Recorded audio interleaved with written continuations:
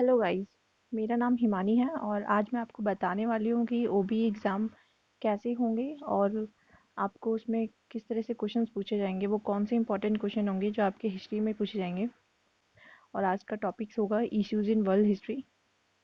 इसमें ये सामने आपको कुछ टॉपिक्स दिख रहे हैं, ये आपके सिलेबस से रिलेटेड है।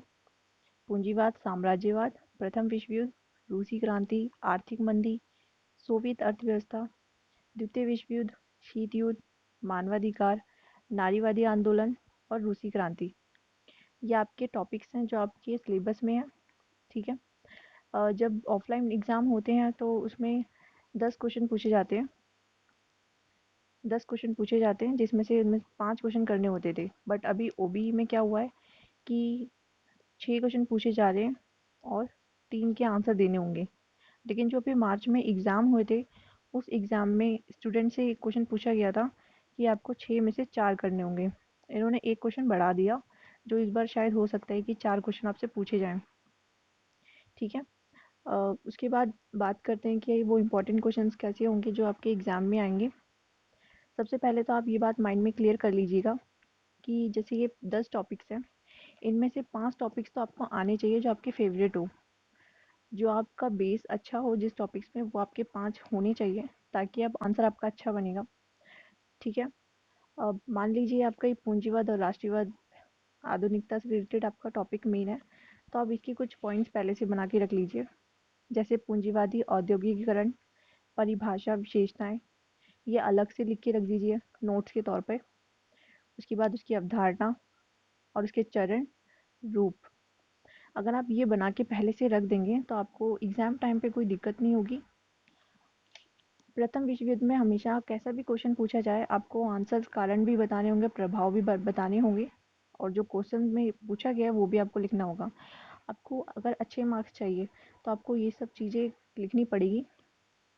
रूसी क्रांति, रूसी क्रांति के कारण, चरण, प्रभाव या परिणाम, ये आपको एक नोट पे लिख के रखना पड़ेगा। अगर आप ये सब चीज़ें पहले से ही मेंशन करके रखेंगे तो एट द टाइम एग्ज़ाम पे आपको कोई प्रॉब्लम नहीं होगी और आप एग्ज़ाम दे सकते हैं। 1917 की आर्थिक मंदी, ये आपको पता ही है।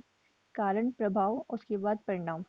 ये ऐसी नीति अपनाई गई थी कि आर्थिक मंदी को सही सुधार किया जाए, तो ये सुधार के लिए किया गया था। उसके बाद द्वितीय विश्व युद्ध, इसमें कारण और प्रभाव। शीत युद्ध के लिए भी प्रभाव, विकास, चरण।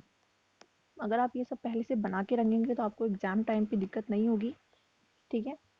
अब आते हैं मेन क्वेश्चंस पे कि वो इम्पोर्टेंट क्वेश्चंस क्या होंगे। अच्छा, इम्पोर्टेंट क्वेश्चन से पहले मैं आपको ये डिस्कस कर लूँ कि आंसर्स कैसे लिखने हैं। लास्ट ईयर हिस्ट्री का पेपर था, वो पेपर आपको स्क्रीन पे शो हो रहा होगा। ठीक है। इनमें से ये मेरा लास्ट ईयर का पेपर है जब मैंने हिस्ट्री का पेपर अटेंड किया था। तो इनमें से मेरे से 3 क्वेश्चन पूछे गए थे और मैंने 3 क्वेश्चंस का आंसर दिया था। आपको आंसर्स लिखने का तरीका भी बताती हूँ। मेरी आंसर शीट में आंसर्स लिखे हुए हैं कि मैंने कैसे आंसर्स दिए थे, तो आपको उसी तरह से आंसर्स लिखने हैं। ठीक है। फर्स्ट क्वेश्चन में लिखा हुआ है कि उपनिवेशों के राष्ट्रवादी आंदोलनों के पीछे क्या कारण थे। पहले मैंने उपनिवेश के बारे में बताया कि उपनिवेशवाद है क्या, उसका मैंने इंट्रोडक्शन दे दिया। ठीक है।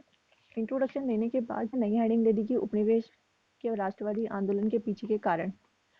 क्वेश्चन के अकॉर्डिंग आंसर लिखना है।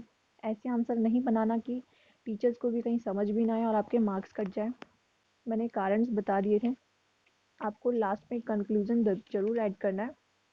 ये कंक्लूजन ऐड जरूर करना ही है, तभी आपका आंसर कंप्लीट माना जाएगा, वरना आपको टीचर हाफ मार्क्स देगा ही देगा। ठीक है। नेक्स्ट क्वेश्चन मैंने सेकंड अटेंड किया था जिसमें लिखा है कि शीत युद्ध शब्द की व्याख्या करें। 1945 के बाद अंतर्राष्ट्रीय संबंधों पर इसका क्या प्रभाव पड़ा। ये मैंने आंसर अटेंड किया था, सेकंड वाला। सबसे पहले मैंने बता दिया कि शीत युद्ध है क्या। शीत युद्ध के बारे में मैंने डेफिनेशन दे दी, उसकी परिभाषा बता दी। ठीक है। परिभाषा बताने के बाद शीत युद्ध उत्पन्न हुआ कैसे, ये रीजंस बता दिए मैंने।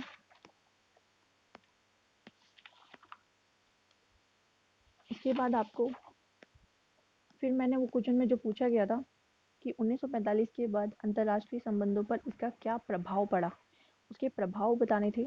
तो 1945 के बाद अंतर्राष्ट्रीय संबंधों पर प्रभाव, कंफ्यूज मत होइएगा, क्वेश्चंस घुमा फिरा के आते हैं, आंसर वही रहते हैं। मैंने इसके प्रभाव भी बता दिए, पॉइंट सीधे 6 प्रभाव बताने के बाद मैंने लास्ट में कंक्लूजन ऐड किया। आप कंक्लूजन बिल्कुल भी मत भूलिएगा, जब तक आप कंक्लूजन ऐड नहीं करेंगे आपका आंसर कंप्लीट नहीं माना जाएगा। नेक्स्ट क्वेश्चन है, फिफ्थ क्वेश्चन मैंने अटेंड किया था। वैश्वीकरण की प्रक्रिया ने 20वीं शताब्दी के आखिरी चतुर्थांश में किस प्रकार आर्थिक परिवर्तनों में योगदान किया। मैंने पहले बता दिया वैश्वीकरण है क्या, क्या क्या वैश्वीकरण में आते हैं, ये सारी चीज़ें मैंने बताई। उसके बाद नेक्स्ट हेडिंग मैंने डाल दी कि 20वीं शताब्दी में वैश्वीकरण द्वारा आर्थिक परिवर्तन। आर्थिक परिवर्तन के लिए मैंने उसके बारे में बताया कि क्या है, उसके बाद मैंने उसके परिवर्तन के बारे में बताया और साथ में मैंने आर्थिक प्रभाव भी बताया कि विकासशील देशों पर वैश्वीकरण का आर्थिक प्रभाव। अगर आप मेन हेडिंग लिखेंगे, टीचर की नज़र हेडिंग पे ही जाएगी, वो अंदर का इतना नहीं डीपली पढ़ेंगे, स्टार्टिंग के कुछ लाइन ही पढ़ेंगे। अगर आपने हेडिंग लिखा है विद अंडरलाइन तो टीचर्स की सबसे पहले नज़र हेडिंग पे ही जाएगी, उसके बाद वो आंसर के कुछ पॉइंट्स पढ़ेंगे। देन उनको लगेगा कि हाँ बच्चे ने अच्छा आंसर लिखा है, तो आराम से मार्क्स दे देंगे। वैश्वीकरण की विशेषताएं भी मैंने ऐड कर दी थी ताकि मेरा आंसर लेंदी भी हो, और उसके बाद लास्ट में मैंने कंक्लूजन दे दिया। मैंने ये आंसर एक क्वेश्चन का लिखा था 9 पेजों में, 8 या 9 पेजों में। आप आंसर कैसे भी लिख सकते हैं, बट आपको पेजेस का ध्यान देना होगा। अगर 6 में से 4 क्वेश्चन अटेंड करने हैं तो आपको 7 पेज तो लिखने ही होंगे, मिनिमम 6 पेज या मैक्सिमम 8 या 9 पेज आपको इतने लिखने ही होंगे। अगर 6 में से 3 क्वेश्चन अटेंड करने को कहा जाए तो आप 8 पेज का टारगेट रखिएगा ही। अगर आप 8 पेज पे लिखेंगे तभी आपका आंसर लेंदी होगा।